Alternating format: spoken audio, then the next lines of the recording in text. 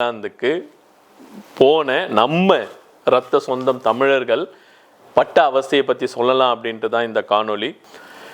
Thailand எல்லாருக்குமே தெரியும், bachelors paradise. அங்கேருந்து ஒரு 100 கிலோமீட்டர் தள்ளி போனோம்னாக்கா பட்டாயா இருக்குது. அது இளைஞர்களின் சொர்க்கம் என்று கூறக்கூடிய ஒரு ஊர். அது சித்திரவதை பண்ணி துணிகளெல்லாம் களைந்து தலைகீழாக தொங்க விட்டு இந்த மாதிரிலாம் சித்திரவதை பண்ணி அதை வீடியோ எடுத்து அவங்க அப்பா அம்மாவுக்கு அனுப்புகிறாங்க.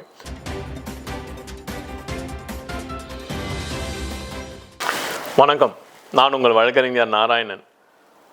உழைப்பாளிகளுக்கும் இல்லை ஃபேமிலிகளுக்கும் குடும்பத்தினருக்கும் இந்த மே மாதம் லீவ் விட்டுட்டாங்கன்னா, ஸ்கூல் முடிஞ்சு பசங்களுக்கு லீவ் விட்டுட்டாங்கன்னா எங்கேயாவது ஒரு டூர் போகணும் அப்படின்னு தான் நினைப்பாங்க. இன்ப சுற்றுலா அது தவிர்க்க முடியாத ஒன்று. அந்த மாதிரி ஒரு சுற்றுலா போனால் தான் மக்களுடைய மைண்ட் ரிலாக்ஸ் ஆகும்.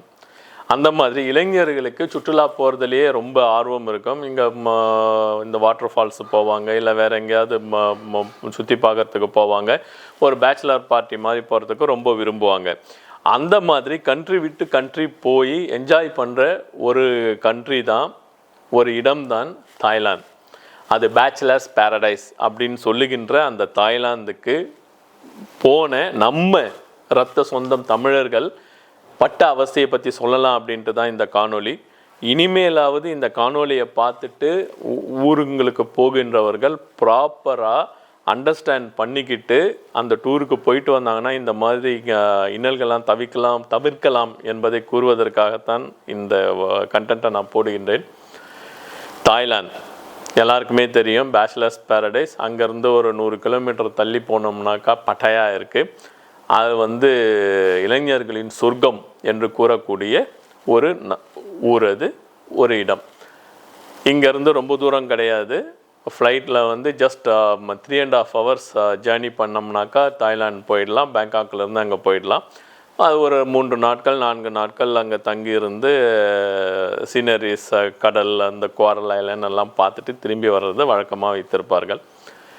இதே மாதிரி போகலாம் அப்படின்னு சொல்லிட்டு நம்ம தமிழ்நாட்டை சேர்ந்த ஒரு 4 இளைஞர்கள் தாய்லாந்து போயிட்டு வரலாம், ஒரு வாரம் டூர் போகலாம் அப்படின்னு சொல்லிட்டு டிசைட் பண்ணிவிட்டு ஆன்லைனில் பார்த்து புக் பண்ணுறாங்க.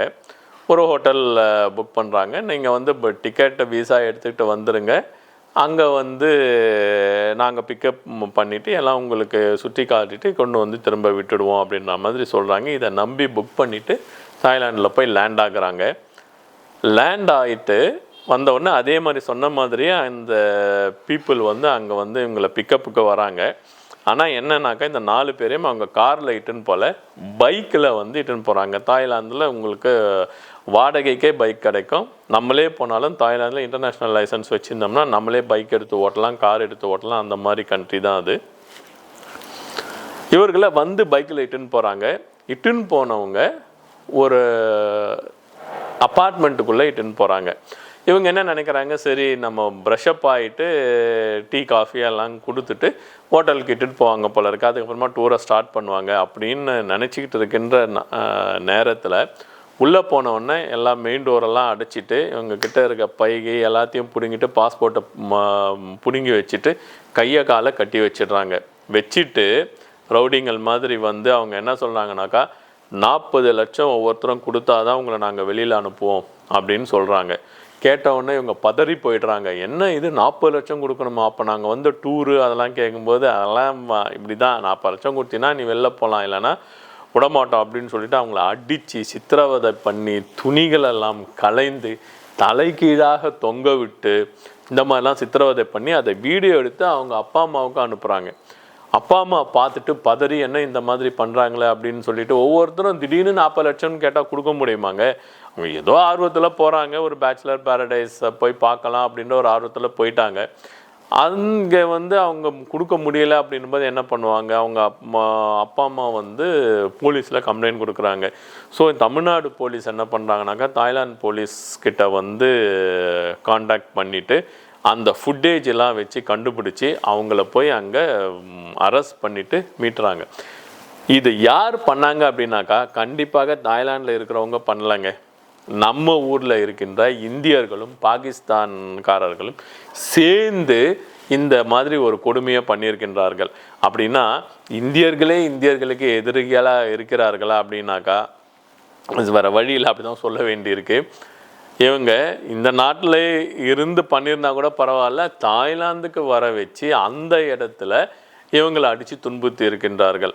ஸோ இந்த நல்ல வழியாக ஒரு வழியாக ஏதோ ஒரு உயிரை காப்பாற்றிக்கிட்டே அந்த 4 இளைஞர்களும் இப்போ வந்து சேர்ந்துட்டாங்க. இந்த காணொலியிலிருந்து நம்ம சொல்ல வர்றது என்னன்னாக்கா, நீங்கள் ஆன்லைனில் புக் பண்ணிங்கனாக்கா ஜென்ஸே போகிறதாக இருந்தாலும் கரெக்டான ஹோட்டல் தான் நம்ம புக் பண்ணுறோமா, ரேட்டிங்ஸ்லாம் பாருங்கள், போலி ரேட்டிங் பார்க்காதீங்க, கூகுள் ரேட்டிங் பார்த்துட்டு செக் பண்ணுங்கள். ஒரு வாட்டிக்கு 2 வாட்டி கால் பண்ணி செக் பண்ணுங்கள். வேறு நம்பர்லேருந்து அந்த ஹோட்டலுக்கு செக் பண்ணி பாருங்கள், கரெக்டாக தான் இருக்கின்றதா அப்படின்னு சொல்லிட்டு பாருங்கள். உங்களுக்கு அந்த மாதிரி ஏதாவது டவுட் இருந்ததுனாக்கா எம்பசிலையும் நம்ம கேட்கலாம். எம்பசியில் கேட்டுட்டு கூட இப்போ ட்ராவல் டூர் ஏஜென்ட்டுங்க மூலயமா போனாக்கா ஓரளவு நம்ம நம்பி போகலாம். ஒரு ஸ்டாண்டர்ட் டூர் ஏஜென்ட் மூலயமா. இல்லை நம்ம தனியாக போகலாம்னு நினச்சோம்னாக்கா தனியாகவும் போயிட்டு வரலாம், சீப்பாக தான் முடியும், அது ஒன்றும் பிரச்சனை கிடையாது. ஆனால் நம்ம அந்த ஹோட்டல்லாம் கரெக்டாக இருக்குமா என்னது, எத்தனை நாள் அந்த ஹோட்டல் இருக்குது, நல்ல ஸ்டாண்டர்ட் தானா அப்படின்றத கேட்டுட்டு, இல்லை டூர் அரேஞ்ச் பண்ணுற ஏஜென்ட்டுங்க கூட நம்ம போய் கேட்டுட்டு எங்கே இந்த மாதிரி ஹோட்டல் இருக்குது, அங்கே போய் ஸ்டே பண்ணலாமா, நல்ல ஹோட்டலா அப்படின்னு கேட்கலாம். இதில் விட பெஸ்ட்டு என்னன்னாக்கா, நீங்கள் டூர் ஏஜென்ட்டுங்க கிட்ட கேட்டிங்கனாக்கா அவங்க ஒரு ஐட்னரி கொடுப்பாங்க. அந்த ஐட்னரியில் பார்த்தீங்கன்னாக்கா இந்தந்த ஹோட்டலில் நீங்கள் தங்கலாம் அப்படின்னு சொல்லிட்டு அவங்க சொல்லியிருப்பாங்க. ஸோ உங்களுக்கு பிடிச்சிருந்ததுனாக்கா அந்த டூர் ஏஜென்ட்டுங்க மூலயமாவே நீங்கள் டூர் போயிட்டு வரலாம். அல்லது அவங்க சொல்லுகின்ற அந்த ஹோட்டலை நீங்கள் டைரெக்டாக புக் பண்ணிக்கிட்டு போயிட்டு வரலாம். அங்கே புக் பண்ணிட்டு போயிட்டு வந்தாலும் நம்மளுடைய பாதுகாப்புக்கு நம்ம எப்போவுமே உஷாராக தான் இருக்கணும். ஏன்னா ஒரு கண்ட்ரி விட்டு இன்னொரு கண்ட்ரி போகும்போது இதில் நடந்த என்ன கொடுமைனாக்கா அந்த கண்ட்ரிக்காரங்க ஏமாத்தலை, நம்ம ஆளுங்களே நம்மளை ஏமாற்றி இருக்கின்றார்கள். ஸோ இந்த மாதிரி இவங்க தப்பிச்சு வந்ததில் இருந்து இன்னும் போலீஸ் இன்வெஸ்டிகேஷன் பண்ணியிருக்காங்க. இவங்க வந்து ஃபஸ்ட்டு பேட்சாக இருக்க மாட்டாங்க, இதுக்கு முன்னாடியே 2-3 பேட்ச் அந்த மாதிரி பண்ணியிருக்காங்க. அவங்க எந்த கம்ப்ளைண்ட்டும் கொடுக்கல. போன வாட்டி வந்தவங்க வந்து ஒரு 30 லட்சம் ரூபாய் கொடுத்துட்டு வெளியில் வந்திருக்காங்க போல இருக்குது. அவங்க கம்ப்ளைண்ட் கொடுக்கல, இருந்தாலும் போலீஸ் இன்வெஸ்டிகேஷன் பண்ணிக்கிட்டு இருக்காங்க. தாய்லாந்து என்பது மிக அருமையான கண்ட்ரி, அங்கே கண்டிப்பாக எல்லாம் போக வேண்டும். இங்கே இருக்கின்ற தாய்லாந்து பற்றியான அந்த எண்ணங்கள் கண்டிப்பாக அங்கே போனால் மாறும். ஏன்னா அது வந்து தாய்லாண்டில் ஒரு என்ஜாய்மெண்ட்டுக்கான ஒரு செக்மெண்ட்டாக அவங்க வச்சுருக்காங்க. எல்லாமே அங்கே ப்ரொஃபஷ்னலாக சர்டிஃபை பண்ணி நடத்துகின்ற ஒரு தொழிலாகவும், சர்டிஃபைட் பண்ணி நடத்துகின்ற ஒரு என்ஜாய்மெண்ட் ஸ்டேட்டாகவும் தான் அதை வச்சுருக்காங்க. ஆனால் அதை மிஸ்யூஸ் பண்ணாதது இந்த மாதிரி போகிறவர்கள்கிட்ட தான் இருக்கின்றது. அருமையான கண்ட்ரி, போகலாம் வரலாம். இதே மாதிரியில் தாய்லாந்து தவிர மற்ற கண்ட்ரிக்கும் நம்ம போகலாம் வரலாம். ஆனால் நம்மளுடைய சேஃப்டி, நம்மளுடைய முன்ஜாகிரதையை பொறுத்து தான் நம்ம எப்படி அங்கே சர்வே பண்ணிட்டு வருகின்றோம். போகின்ற ஒரு வாரம் என்பது மிகுந்த மகிழ்ச்சிகரமாக இருக்கணும். இந்த மாதிரி தொல்லையெல்லாம் இருந்ததுனாக்கா ரொம்ப கஷ்டம்தான். அதனால் மக்கள் உஷாராக இருந்து, மக்கள் தெளிவாக இருந்து, அட்லீஸ்ட் இனிமேல் இன்னொரு டூர் போகும்போது நல்லா விசாரிச்சுட்டு அதுக்கப்புறமா போயிட்டு வாங்க, என்ஜாய் பண்ணுங்கள். நன்றி, வணக்கம்.